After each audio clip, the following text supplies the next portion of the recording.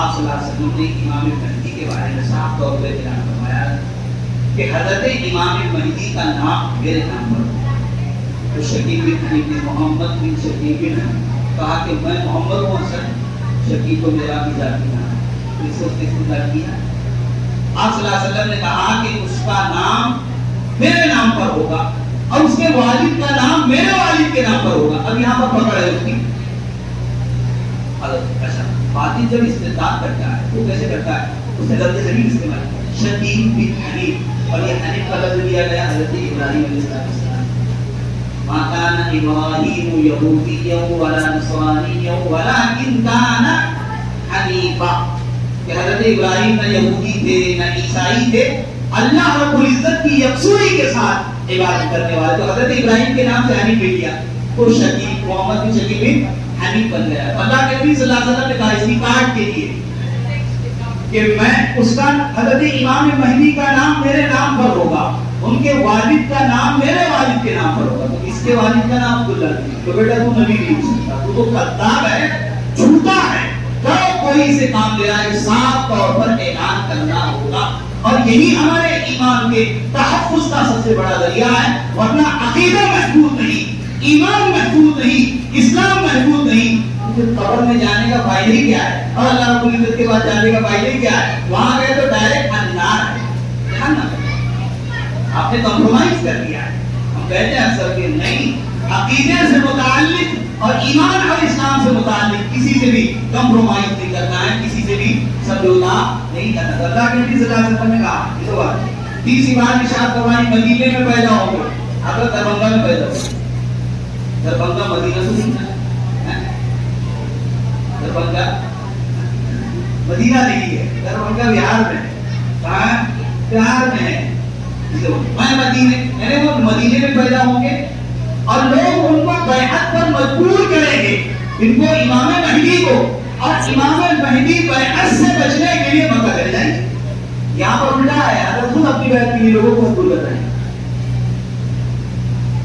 جو شکیب بن حنیف اور اس کے قاریب ہیں وہ خود لوگوں کو بیعت کرا رہے ہیں۔ یہاں تو یہ ہے کہ لوگ ان کو بیعت پر مجبور کریں گے کہ ہم آپ کے ہاتھ پر بیعت کرنا چاہتے ہیں، اور اپنی بیعت سے بچنے کے لیے کہاں جائیں گے؟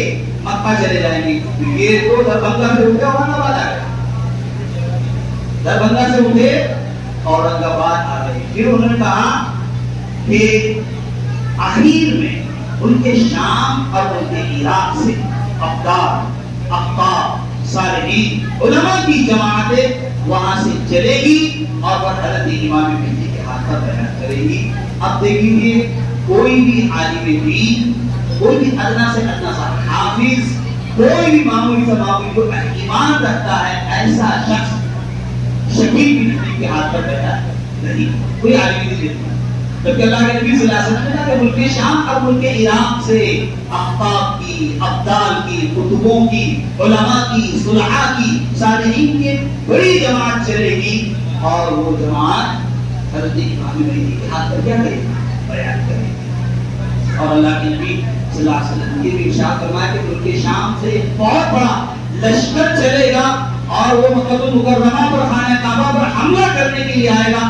اللہ رب العزت اس سے پہلے اس پوری فوج کو زمین پر دھسا دے گا۔ ابھی یہ بھی ہوا ہے، ابھی یہ بھی ہوا ہے، ہوا بھی۔ اس لیے میرے عزیزو اس فتنے سے بچنا اور اپنے نوجوانوں کو بچانا بہت ضروری ہے، اس لیے کہ دلیلیں ایسے بھی پیش کی جاتی ہے اور ایسے ایسے مسائل ان کے سامنے رکھ دیے جاتے ہیں کہ لوگ متاثر ہو جاتے ہیں، لوگ ان کے جنگل میں آنا شروع ہو جاتے ہیں، لوگ پھنسنا شروع ہو جاتے ہیں۔ جہاں یہ عقیدہ تھا وہاں پر ایمان ختم، اسلام ختم۔ اس لیے میرا عزیز فتنے سے بچنا بہت ضروری ہے۔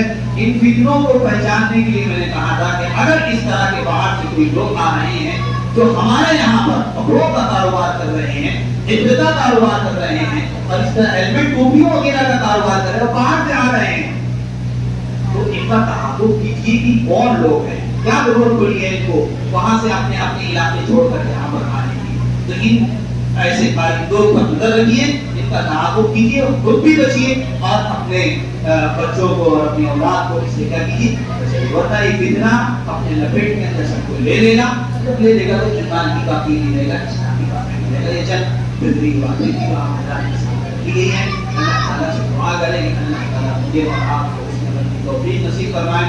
زندہ الاسلام پر موت ایمان پر فرمائے. ہمارے نیکی ہماری ایمان کی حفاظت فرمائے. وآخر دعوانا